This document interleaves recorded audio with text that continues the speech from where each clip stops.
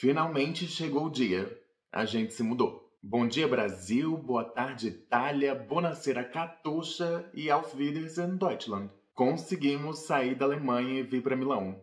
E depois de tantos planos falidos, finalmente deu certo. E dessa vez a gente resolveu fazer as coisas de um jeito um pouco diferente. A gente resolveu fazer essa mudança toda de carro. E aí eu pensei, quer saber? E se eu levar o povo comigo nessa viagem? E aqui estamos, no destino final. Mas a viagem nem começou. Então apertem os cintos, estejam com todos os documentos em mãos, que a gente vai fazer uma road trip de Bremen para Milão. Eu levo vocês. E nem precisa ajudar com a gasolina. Todos prontos?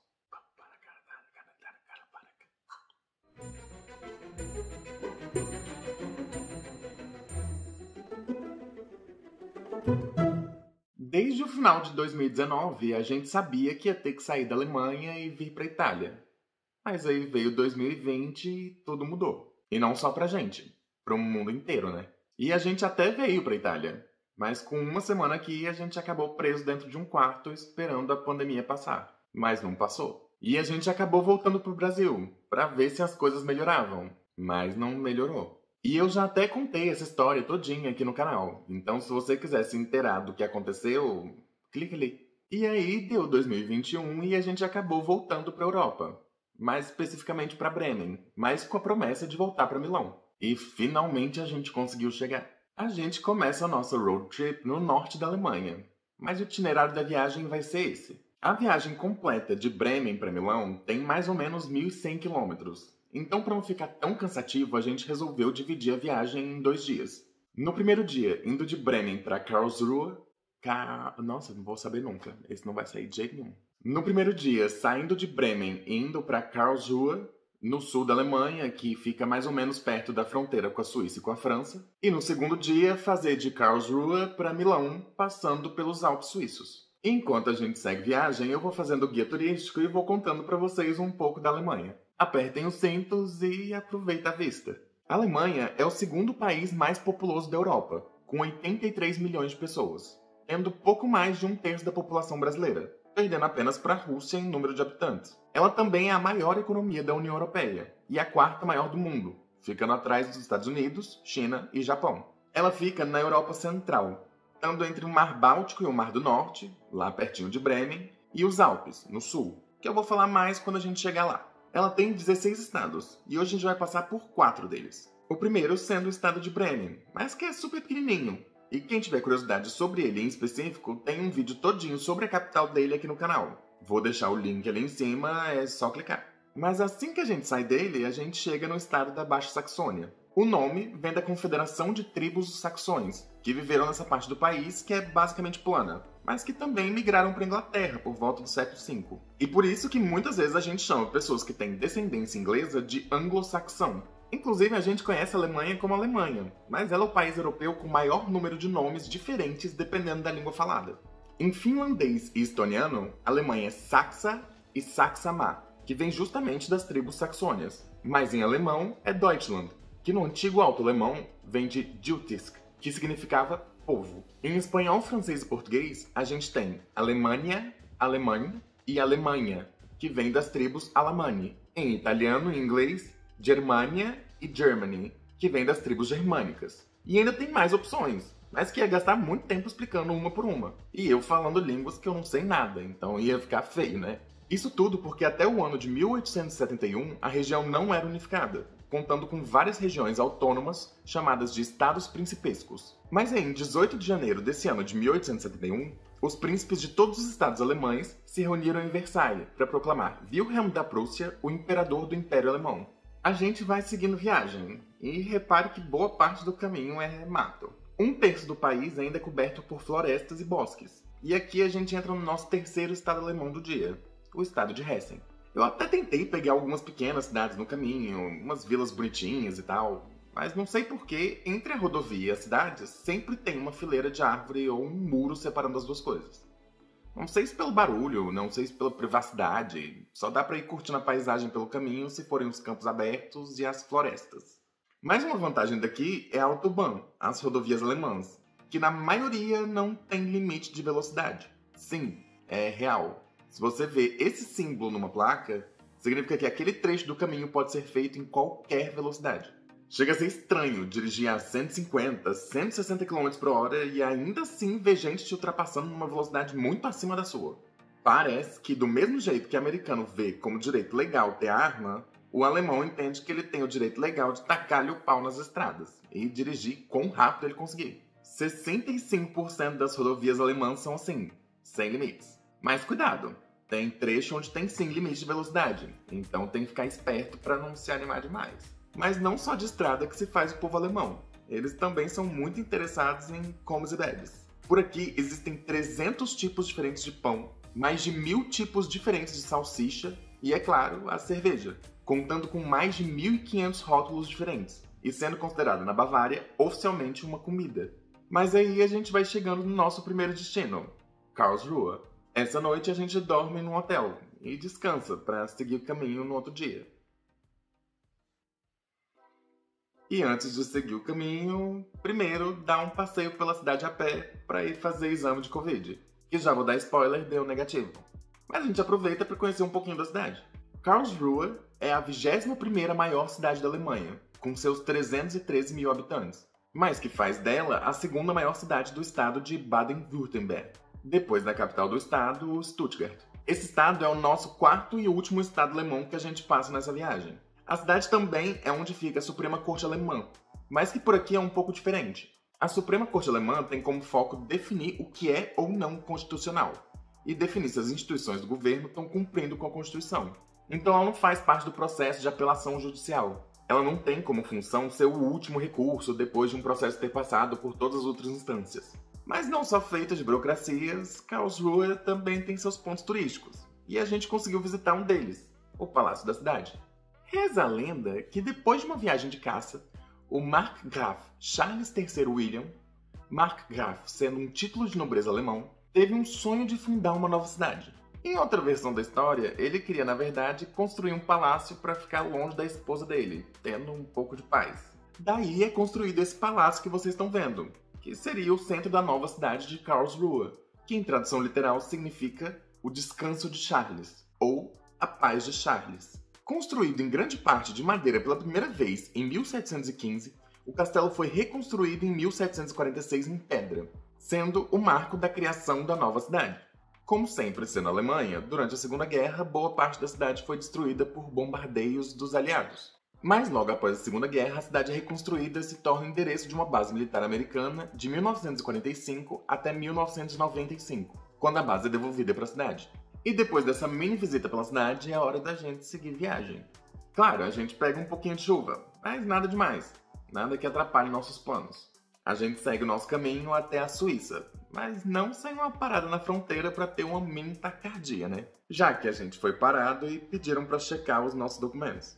Mas depois de 15 minutos de nervoso, devolvem os nossos papéis e tá tudo bem. A gente pode seguir viagem. A gente dá um suspiro de alívio e segue o nosso caminho. Agora, oficialmente, na Suíça. A Suíça se torna um país independente do Sacro Império Romano Germânico em 1648. E por ter 4 línguas oficiais, ela também tem 4 nomes oficiais. Schweiz, em alemão, Suisse, em francês, Svizzera, em italiano, e Svizzera, na língua romanche. E se você também nunca tinha ouvido falar em língua romanche, é normal.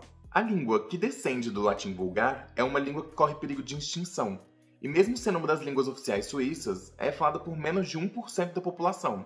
Menos falada aqui do que até o português, que é falada por muitos imigrantes que moram por aqui. E a Suíça é um dos países que mais recebem imigrantes hoje na Europa, que formam cerca de 25% da população do país. Mas a Suíça ainda tem um quinto nome, Confederatio Helvetica, que vem do latim, e é um nome que aparece em moedas, selos e até nas placas do caminho para a Suíça, onde aparece como CH. A Suíça tem 2 tipos de topografias básicas. Os planaltos, que fazem parte desse primeiro trecho do caminho, e que é onde a maior parte da população suíça mora, principalmente nas grandes cidades como Gênova, Zurique e Basel. A segunda parte vocês vão ver já, que são os tão conhecidos Alpes. Por aqui as coisas são um pouco diferentes. Enquanto a Alemanha era quase toda plana, um caminho basicamente reto, a Suíça tem um monte de montanha pelo caminho. Então se prepara para passar por muito túnel. Muito mesmo. E alguns muito longos. Um dos túneis que a gente passou tinha 10 quilômetros passando por debaixo de montanha. E esse nem é o mais longo. A Suíça tem o recorde de maior túnel construído no mundo, sendo ele o túnel de Gotthard, com 57 quilômetros de extensão. Facilita bastante a vida, já que a gente não precisa ficar subindo e descendo montanha. A gente pode atravessar tranquilamente. Mas muito louco saber que a gente está atravessando os Alpes todos por baixo, né? E por falar neles, em algum momento eles começam a aparecer. A gente começa a ver as montanhas altíssimas com os topos cheios de neve. Eu não vou mentir, a vista é linda. Você vai seguindo o caminho e cada vez uma montanha diferente, uma paisagem diferente, e com a nossa sorte até abrir um solzinho, que deixou o caminho super agradável de se ver. Outra diferença no caminho é que as estradas têm limite de velocidade. E para não ter que instituir pedágio, eles criaram um dispositivo diferente. É esse adesivo aqui, o Autobahn Vinheta, que é obrigatório estar colado no vidro do carro enquanto você estiver transitando por qualquer estrada suíça. Ele custa 41 euros. Sim, uma facada. E você consegue comprar ele em qualquer posto de gasolina que esteja no caminho perto da fronteira. E ele vale até o final do ano que estiver informando no adesivo. E cuidado, não ter esse adesivo colado no carro pode render uma multa de até 200 francos suíços, que dá mais ou menos 181 euros na conversão atual. Melhor prevenir do que remediar, né? Isso pra gente é muito dinheiro, mas pro nível social do país é relativamente pouco. A Suíça é um dos países mais ricos do mundo, tendo a maior renda nominal por adulto do mundo, e tendo também o 8º maior PIB per capita do mundo. Essa economia vem basicamente de serviços e turismo, mas também do fato do país ser considerado um paraíso fiscal. Com a ascensão do nazismo na Alemanha na década de 30, o país, por ser uma zona neutra, e por zona neutra, leia-se, eles faziam acordos com ambos os lados da guerra, sendo uma base de espionagem tanto dos aliados quanto do eixo. Continuando, por ser uma zona neutra, a Suíça se tornou um lugar seguro para transferência de capital e adotaram um sistema único e considerado inviolável de proteção de capital. Nos bancos suíços, o sistema não reconhece a pessoa que tem dinheiro lá. Você, enquanto indivíduo, não pode chegar lá com sua identidade e pedir para ver sua conta. Eles reconhecem apenas o número da conta e a senha, que acaba garantindo um sigilo total sobre as contas. Inclusive, durante o auge da guerra, muitas pessoas depositavam seu dinheiro lá, mas não repassavam esse número e as senhas das contas. E acabou que até hoje esse dinheiro está lá, esperando ser resgatado por alguém que saiba dessa informação. Claro que isso não serve apenas para quem tem dinheiro e quer guardar num lugar seguro. É sabido que os bancos suíços são usados por ditadores, corruptos, narcotraficantes, inclusive para cobertar os processos de lavagem de dinheiro do mundo inteiro. E agora uma pausa para abastecer o carro. Reparem que por aqui, e na Alemanha também, não existe frentista no posto. Você que tem que abastecer o próprio carro. Nada que seja muito difícil, só tem cuidado de pagar antes de sair com o carro. Mesmo que seja só para estacionar do lado da loja de conveniência.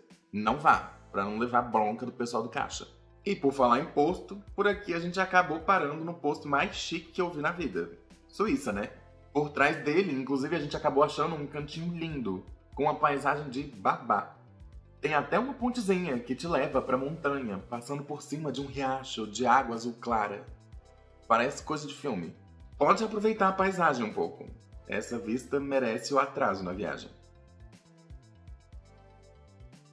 Inclusive, apesar de ser conhecida pelos Alpes, a Suíça na verdade tem em seu território apenas 15% das famosas cadeias montanhosas. Com 1.200 km de extensão, os Alpes passam por 8 países, sendo eles França, Mônaco, Liechtenstein, Áustria, Alemanha, Eslovênia, além da Suíça e da Itália, nosso destino final, que conta com 27% dos Alpes, muito mais que a Suíça. E enfim, a gente vai chegando na fronteira. Aqui as coisas foram bem diferentes.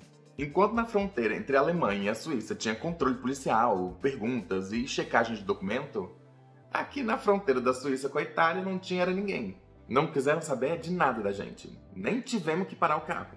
Melhor ainda pra gente, que a esse ponto já tá cansado de tanto rolê e tá aí querendo chegar no nosso destino.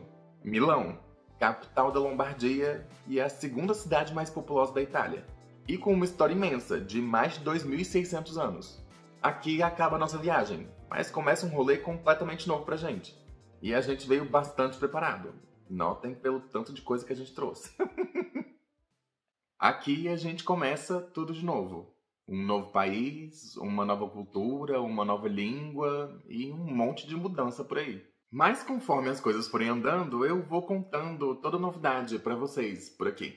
Agora, deixa a gente descansar porque ainda tem muita coisa para acontecer. Espero que vocês tenham gostado da viagem e semana que vem eu volto. Mas volto ao normal também. Volto sem tour, sem viagem, mas com muita coisa para assuntar. Se você gostou do vídeo, aquele papo de sempre, se inscreve no canal. Clica nesse botãozinho aí. Eu vou ficando por aqui e até mais.